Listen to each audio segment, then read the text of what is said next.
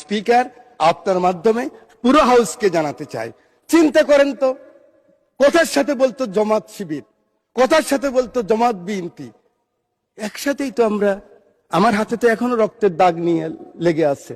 এই মতিঝিলে 19 দিন ছিলাম রিমান্ডের মধ্যে। কেন আমরা ছোট করার চেষ্টা করতেছি?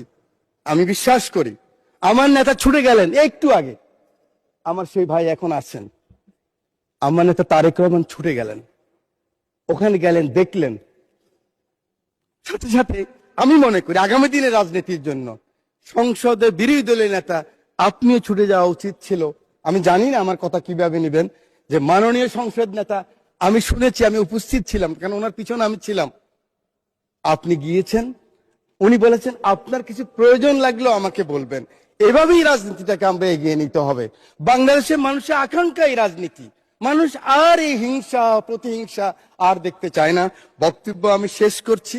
যাওয়ার আগে দ্বিতীয় বিশ্বযুদ্ধের একজন সৈনিক, আমরা জানেন আমরা কিন্তু উইলস্টন যে চার্চিলের পক্ষে, মিত্রশক্তির পক্ষে যুদ্ধ করেছিলাম, এবং আমরা কিন্তু বাঙালিরা সবসময় এরকম ছিলাম।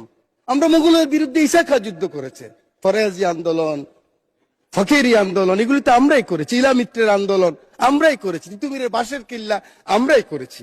এই সৈন্য গিয়েছিল, যুদ্ধ করেছে বিভিন্ন জায়গায়। মাননীয় স্পিকার, পরে আসছে বার্মায়, বার্মায় আসার পরে নিজের দেশের কথা মনে পড়েছে। দেশের কথা মনে করার পরে মনে করলো এই বর্গী ওলন্দাজ ব্রিটিশরাই তো অত্যাচার করেছে, আবার তো সেই অবস্থাই হবে।